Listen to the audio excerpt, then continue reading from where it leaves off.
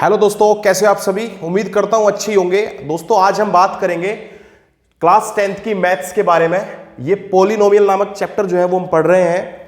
Exercise 2.3 का question number 2 है और इसका फर्स्ट पार्ट हम करने वाले हैं। भाई कैसे ये क्वेश्चन होगा देखना है जरा गौर से। क्वेश्चन में दिया हुआ है, ये आपके पास है gx और ये आपके पास दिया हुआ है px। आपको क्या करना है, इस gx से px को डिवाइड करना है और डिवाइड करके यहां से आपको qx और rx की वैल्यू फाइंड करनी है। चलिए दोस्तों कैसे करेंगे देख लीजिए। ये यहां पर px है, कैसे होगा। सबसे पहले आप px को यहां पर नोट कर लीजिए।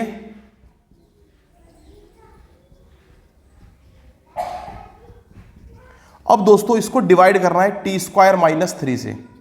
और दोस्तों मैंने आपको कई बार बताया हुआ है कि t² का, ये सोच लीजिए कि t² का आपको ऐसा बनाना है।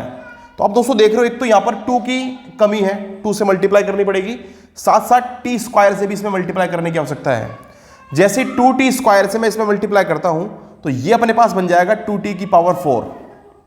अब दोस्तों 2t² से मैं -3 पे भी मल्टीप्लाई करूंगा तो दोस्तों ये मेरे पास बन जाएगा -6, क्योंकि आप जानते हो -3 की मल्टीप्लाई जैसे ही आप 2t² में करोगे तो आप कहोगे 3 2 जा 6 और साथ में t²।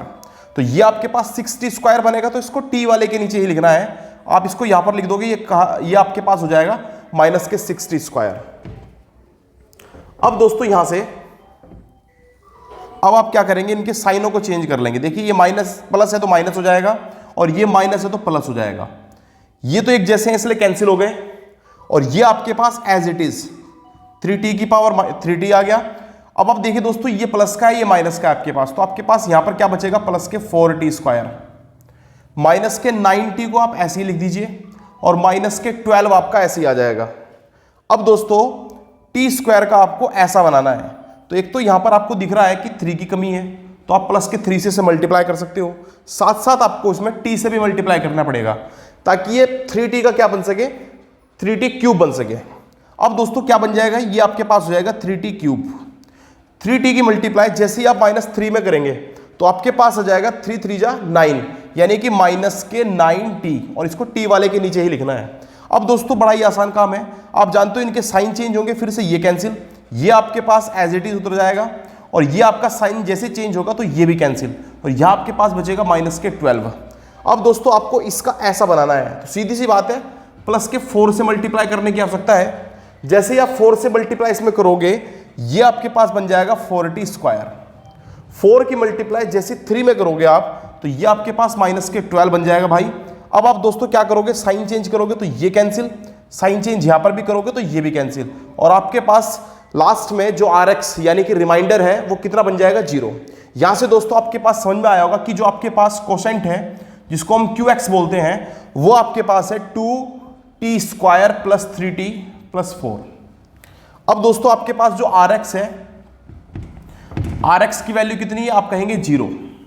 आपके पास ये gx होता है, gx कितना है, आप कहोगे t² - 3, जबकि आपके पास px कितना है, ये आपके पास है भाई 2t⁴ + 3t³ माइनस के 2t² माइनस के 9t और माइनस के 12।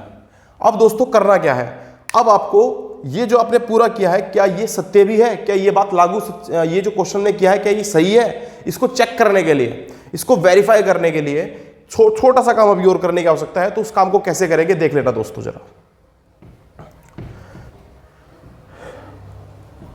दोस्तों एक फॉर्मूला आपको अच्छी तरह से याद रखना होता है। वो फॉर्मूला क्या कहता है, वो फॉर्मूला कहता है कि भाई px, ये जो px होता है, ये px आपका इक्वल टू में किसके बराबर होना चाहिए, ये होना चाहिए आपका gx × qx, gx × qx, और साथ में आपके पास रिमाइंडर, उसको आपको क्या करना होता है, ऐड करना होता है, यानी कि प्लस में rx। सारी की सारी वैल्यूज इसके अंदर पुट करनी है, और पुट करने के बाद अगर left hand side right hand side के इक्वल हो जाती है तो यस हमारा क्वेश्चन बिल्कुल सही रहेगा, ये हमारा वेरिफिकेशन हो जाएगा। क्वेश्चन को जांच लेंगे हम इस तरीके से। तो कैसे करेंगे आइए देखते हैं। यहां पर px की वैल्यू आप पुट कर दीजिए 2t⁴ प्लस 3t की पावर 3 माइनस के 2t स्क्वायर माइनस के 9t और माइनस के 12। ये मैंने यहां पर नोट कर दिया। उसके बाद दोस्तों आप देखिए gx मेरे पास कितना है, तो आप कहेंगे टी स्क्वायर माइनस 3 इंटू इसकी मल्टीप्लाई मुझे qx के साथ करनी है, तो qx मेरे पास है 2t square plus 3t plus 4। इन दोनों की मल्टीप्लाई करने के बाद जो भी आएगा उसके साथ में मुझे रिमाइंडर तो मेरे पास यहाँ 0 है, इसका मतलब मुझे कुछ भी जोड़ने की आवश्यकता नहीं है। अब दोस्तों राइट वाले को हम सोल्व करते हैं, क्योंकि लेफ्ट साइड तो हमको बार बार यही उतारनी पड़ेगी।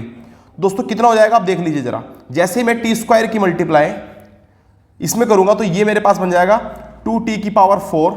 टी स्क्वायर की मल्टीप्लाई इसमें करने से कितना बन जाएगा, आप कहेंगे ये हो जाएगा 3t की पावर 3। टी स्क्वायर की मल्टीप्लाई 4 में करने से ये बन जाएगा 4t स्क्वायर। और प्यारे बच्चों एक बात और ध्यान दें, अब यही सेम टू सेम प्रोसीजर हमें -3 के साथ भी करना है, अर्थात -3 की मल्टीप्लाई भी हमें इन सभी के साथ में करनी होगी। तो -3 की मल्टीप्लाई जैसे मैं यहां पर करता हूं तो माइनस के 6t स्क्वायर, -3 की मल्टीप्लाई 3 में करूंगा तो माइनस के 3 3 9t, और -3 की मल्टीप्लाई 4 में करने से माइनस के 12। और आप दोस्तों इसको थोड़ा सा सोल्व कर लीजिए, आप देख लीजिए यहां पर t की पावर 4 वाला कोई टर्म तो नहीं है, तो आप कहेंगे नहीं है, तो यही है तो सिर्फ इसको ही लिख लीजिए t की पावर 4। अब क्यूब वाले देख लीजिए, क्यूब वाला भी कोई दूसरा नहीं है, तो इसको भी एज इट इज यहां पर लिख लीजिए। अब स्क्वायर वाले देखिए दोस्तों, ये आप देखेंगे प्लस का 4t स्क्वायर है, जबकि ये माइनस का 6t स्क्वायर है। तो यहां से दोस्तों ये माइनस हो जाएंगे, तो बचेंगे कितने, माइनस के 2t स्क्वायर, साथ में माइनस के 9t और माइनस के 12। अब आप लेफ्ट हैंड साइड को देख लीजिए, क्या क्या वो ऐसी ही है बिल्कुल।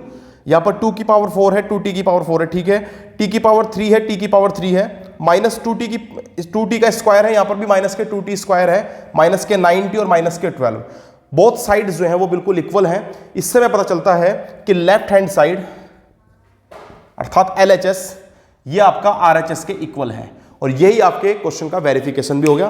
बिल्कुल सही क्वेश्चन हमने किया था। उम्मीद करता हूं आपके क्वेश्चन समझ में आया होगा। धन्यवाद।